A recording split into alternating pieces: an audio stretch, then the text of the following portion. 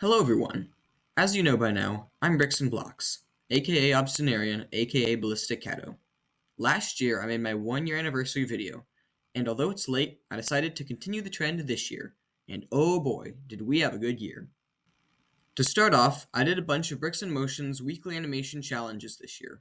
The first one I did was for the challenge Fabric Blowing in the Wind, and I submitted my short video Flight, which brought back a familiar face.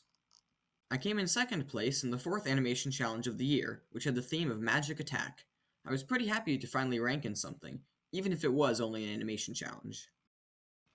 For the sixth animation challenge, Hand-to-Hand Combat, I made my short film Who I'm Meant to Be, which didn't place in the challenge, but it did place in my buddy Jam's 100 subscriber animation contest.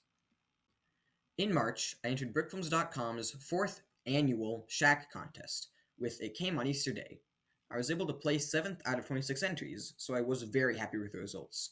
This also led to me joining BrickFilms.com, which is a great community that you should check out yourself if you are a budding brick filmer. I didn't do many Minecraft videos this year, seeing as I only posted 3. If you want to see them return, let me know in the comments, and I'll see what I can do. Although I didn't participate in every animation challenge, I did the vast majority of them, and finally, with my entry to the 10th animation challenge, Talking Animation, I won one. Needless to say, I was pretty proud of my work. I released the first part of my film Absolute Zero on Brick Film Day, the annual event where brick filmers from all across the globe release a film on the same day. Reception was positive, and I had plans to release the second part soon. For the 12th animation challenge, Portal, I made Metal Stalker, a 48-second video about a robot chasing a superpowered individual. I experimented with atmosphere on this one more than others, and I was happy with the result. Soon I released Absolute Zero Part 2, which wasn't quite as good as the first. Looking back on the video, it just seems so bland to me, and I really just wanted to just generally do better when it comes to animation, because I know that I can. I won both the 15th and 17th animation challenges with It Learns to Laugh and Pagano Puppet Test, respectively. It's pretty fun to animate with larger scale figures, as they've got a wider range of movement than traditional ones, but be very careful as they're much trickier to animate as well. Duel of Iron is a film that I made in 2 parts across 4 months. I made the first part for an animation challenge back in April, I believe, and the second part in August. Somehow the transition between the 2 parts looks pretty good nonetheless.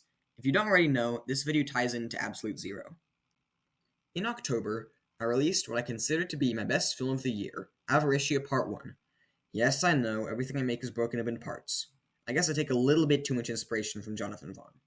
This film was made for Bricks and Motion's Summer Contest, the Genre Games, and placed 7th out of 23 entries.